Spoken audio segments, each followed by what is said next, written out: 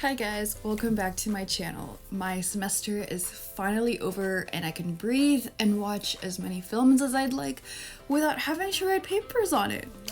So naturally, a couple days after finishing the last assignment, I went to the theater with my brothers.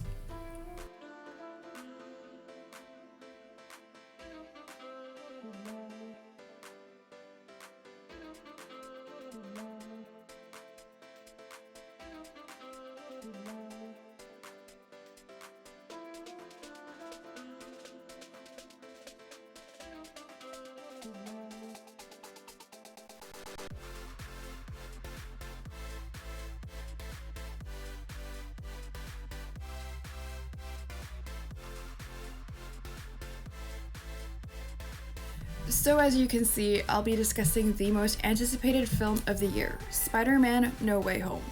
Before I continue, don't forget to hit that subscribe button for more film, book, and TV show opinions and content from me. No Way Home certainly was one of the most anticipated films of the year, mainly because of all the hype that was surrounding it, a lot of leaks, spoilers, and of course, fan theories. Now, to bring this back to my very first video on this channel, which was WandaVision, we all know that fan theories can shape up expectations and hype potential viewers. So today, not only will I be giving my own review on No Way Home, but I will also answer the question, did Spider-Man: No Way Home live up to its hype? As always, we're going to begin with a spoiler-free review. I'm going to keep this part pretty brief because I can only say so much without approaching spoiler territory. So it's an amazing film. I don't think I've ever laughed so much or cried so much while watching a film before. It's everything that I could have ever expected and more. You can tell that so much love has been put into this film, not just by the cast, but by the crew as well. Some people might argue that the film panders to the nostalgia of the fans, but you know what? What's wrong with nostalgia? I'll say this, the older I get, the more nostalgic I get for shows, books, and films from my childhood. And since I'm graduating this year, this film just came at the perfect time for me. So, the acting, particularly Willem Dafoe's, blew me away. Okay, now that's not a spoiler because he's shown in the official trailer, and he had a voiceover in the trailer too. So kid me couldn't appreciate good acting, but now that I'm older and I study films, I can. And let me tell you, he was amazing.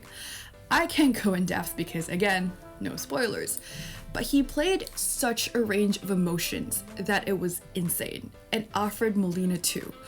Bringing them back was a great decision. It was so cool just watching them on screen again. The film was quite long, over 2.5 hours, but it didn't feel long to me.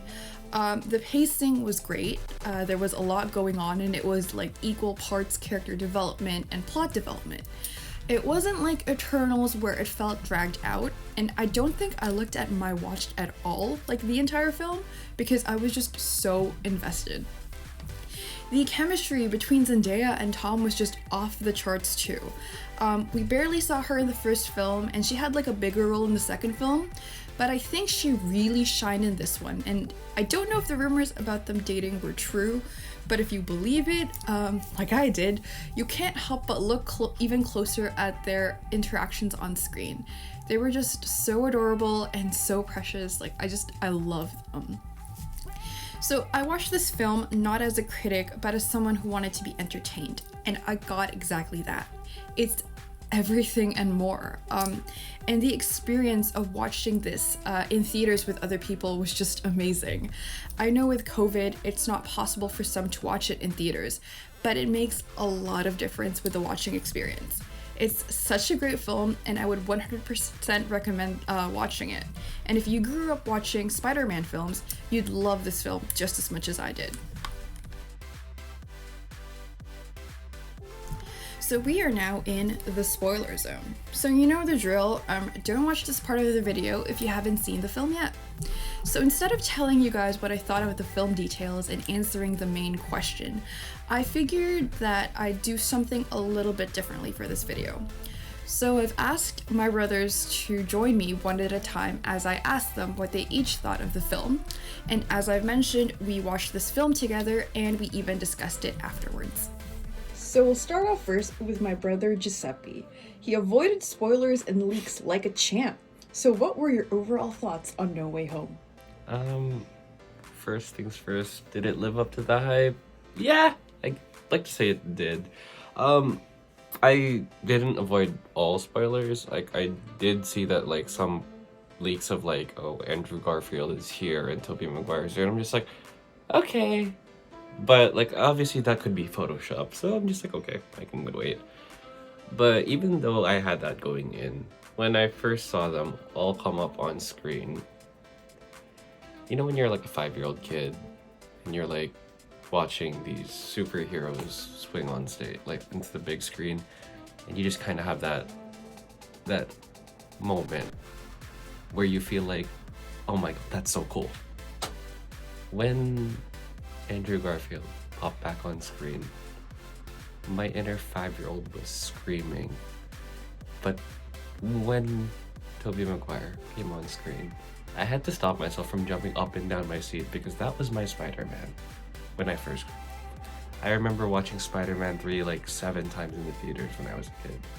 So seeing those two, yeah, I'd like to say everything about the movie, while it wasn't like, it's not a perfect movie by any stretch of the means, it was done really well. All the fan service, all the characters, all the introduction, it was just one of the best, if not the best Spider-Man movie to date.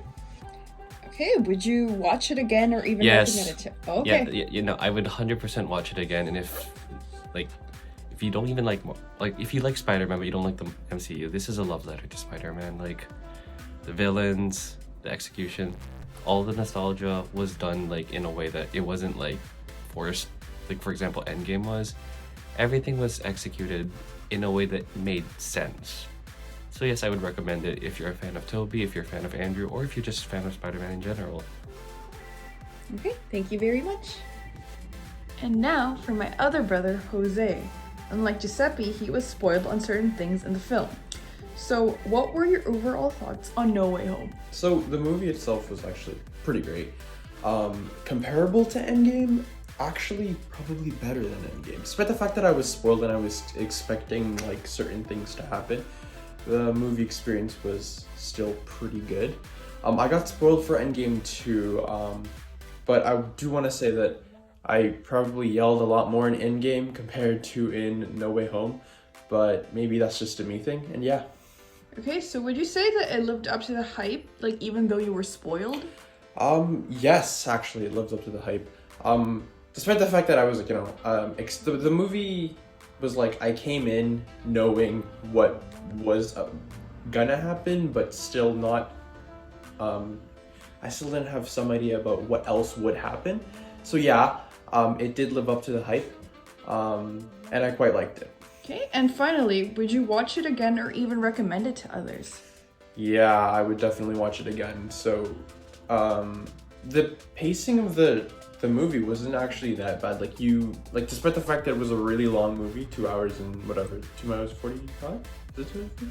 Anyways, it was a really long movie, but you didn't feel like it was dragging or anything like that. The pacing of it was pretty well done. Like, the beginning, the second act, and the third act, they all meshed together really well. And if you would sigh in a movie, like while watching a movie, that's when you know the movie's too long. But you didn't sigh like whatsoever for No Way Home. On Endgame, actually, on the other hand, I think I sighed like maybe once, and that's probably because of the fact that it took a while to build up, right? Whereas for Spider-Man, it's means like this, and this all happening, right? And then it just continued to flow seamlessly. And yeah. So you'd say you definitely like recommend watching? Yeah, definitely, like 100%. All right, thank you very much. So there you have it. Spider-Man No Way Home had a lot of hype surrounding it, and it certainly lived up to the hype. I thought that it was a very beautiful love letter to the fans who have grown up watching Spider-Man for the past 20 years like I did. I'd watch it again even though the ending was very bittersweet. As I've seen people online say, No Way Home is Tom Holland's Peter's Spider-Man origin story. This is the closest the MCU has gotten to his comic origins, complete with a comic-accurate suit by the end. It was the fan service, it was done very tastefully and beautifully, and I'm so very excited to see where they go with Peter in the future.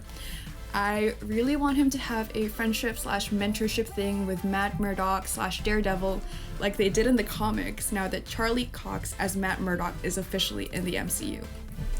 And I want to see Peter interact with Shang-Chi too. And that's a wrap on Spider-Man No Way Home. This is technically my last official video of the year, but I will be posting 2 more mini videos, a film rankings and book rankings of the year.